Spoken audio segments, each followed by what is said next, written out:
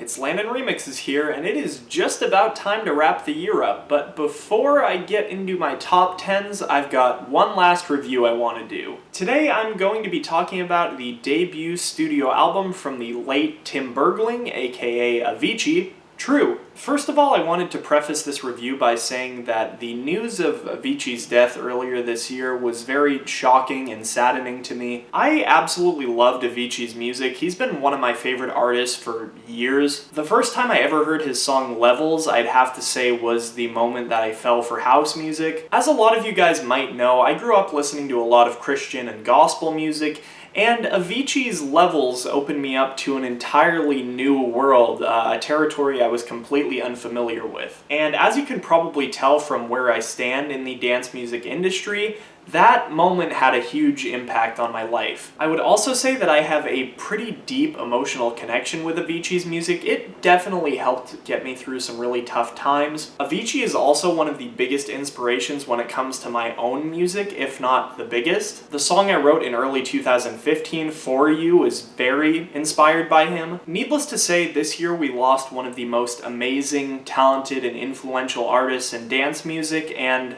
I'm gonna miss him. At the point when this album came out, I had been listening to Avicii's music pretty religiously for about a year. I remember hearing the news that Avicii revealed the album's lead single, Wake Me Up, with a full live band at Ultra Music Festival, and I was both confused and intrigued. Even more confused and intrigued when I found out that it was a country EDM crossover. And talk about innovative. I mean, sure, there was Cotton Eye Joe by Rednecks, but that was, I feel, more of a kind of silly dance song than it was a serious country EDM crossover. Though I don't think Wake Me Up is Tim's best work by far. In fact, I probably wouldn't even put it in my top 10.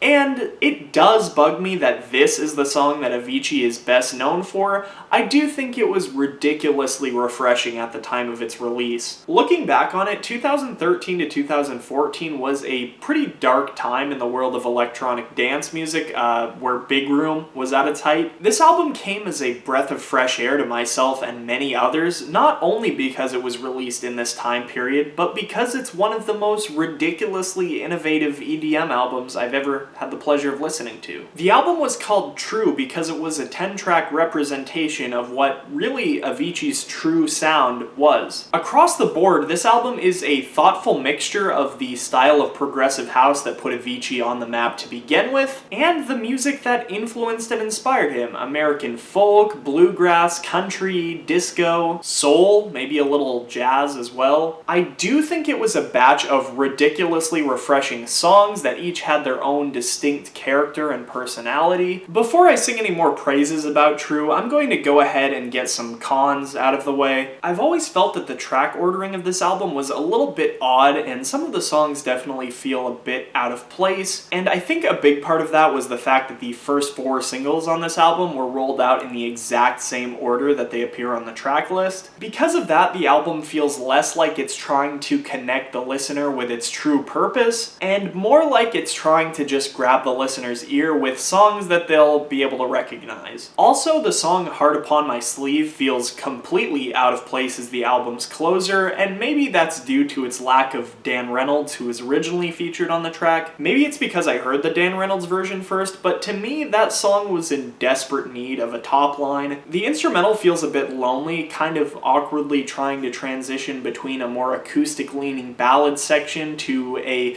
break that sounds like it was straight out of a spy movie. I think the song may have subliminally turned me on to more cinematic-leaning dance music, especially Vice Tone, but I still don't love the song all that much. It's probably my least favorite song on the album. I honestly wish that Hope There's Someone would have been the closer to this album, and that the iTunes exclusive track, which I think is fantastic by the way, Long Road to Hell, would have just replaced Heart Upon My Sleeve. Speaking of Hope There's Someone though, that song is one of the 2 moments on the album that have a kind of awkward extended mix feel. Since most of the songs in this album are cut for radio play, Hope There's Someone and Dear Boy have always felt a bit weird to me. Dear Boy definitely being the more annoying example of the two, clocking in just shy of 8 minutes. It's like 2 minutes of song that didn't really need to be there. Hope There's Someone has a similar thing going on, but at least it's only in the outro. Beyond that, I would say I actually like both of these songs quite a bit, and that's really where my criticism of this album ends. Dear Boy is a fun and energetic love song that carries the kind of classic Avicii sound better than any song on the album. I also found out literally today that the vocalist on this song is Moo, like the same singer from DJ Snake and Major Laser's Lean On.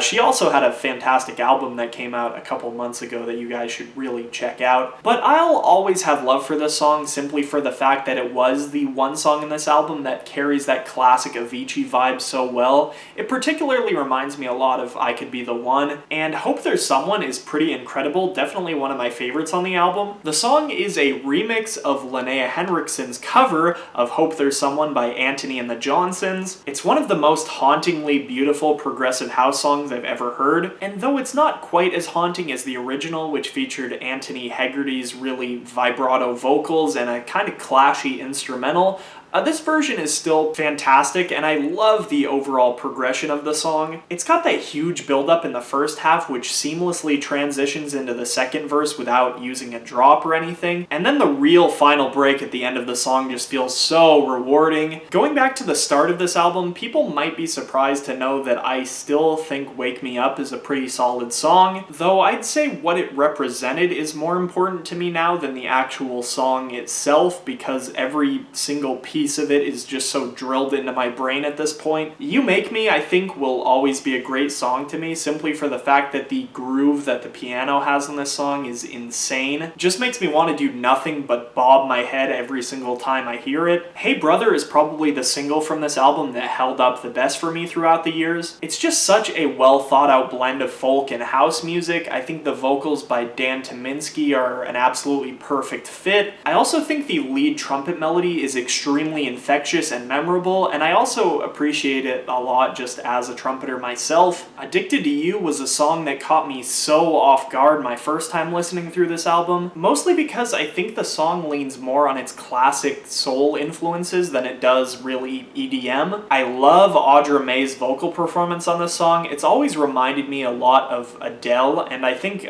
to this day my mom still thinks it's her. Liar Liar is the other song featuring Aloe Blacc that I feel like everybody forgot about, and though I don't necessarily love this song as much as some of the other songs in this album, it does definitely have some standout characteristics, most notably the Leslie type organ that's used in the song and its accompanying chord progression that I thought were really cool. I do want to talk for a brief minute about the song Shame on Me, because when this album originally came out, I didn't honestly like it all that much, but I think a lot of that was for the fact that it was the only song on the album that had really any cursing in it, so I always skipped over it every time I listened to it. But more recently, I've come to appreciate the song a lot. Audra May and Sterling Fox portray two lovers who are in a very toxic relationship, but still feel like they kind of need each other. This song's story makes me think of Bonnie and Clyde, but the thing that I really love about this song is the instrumental. There's a ridiculously infectious boogie bass line that drives the verses. The lead synth melody is great, and I love the use of talkbox on the song, which pays off with an insane talkbox solo toward the end of the song. The song is just an absolutely wild journey, and I've never really experienced anything like it before. And last but not least, there's Lay Me Down, the song done in collaboration with Adam Lambert and Nile Rodgers. The song achieves a great 70s disco sound, of course blended with one of Avicii's most infectious melodies on this entire album. I think Nile's hand in this song was really the thing that made it work, though Adam Lambert was a great pick for a vocalist too. Considering Nile Rodgers co-produced at least 10 songs for Avicii's next album, I think Tim's posthumous album might end up sounding something like this one, which I have no problems with as long as it manages to stay true to what made Tim's music so special. I'd give True a 9 out of 10, but honestly, I do think Tim's legacy is going to go on for 100 years. If for some reason you haven't listened to this fantastic album yet, I have the Spotify link down in the description below. I hope you guys enjoyed this review, but lastly,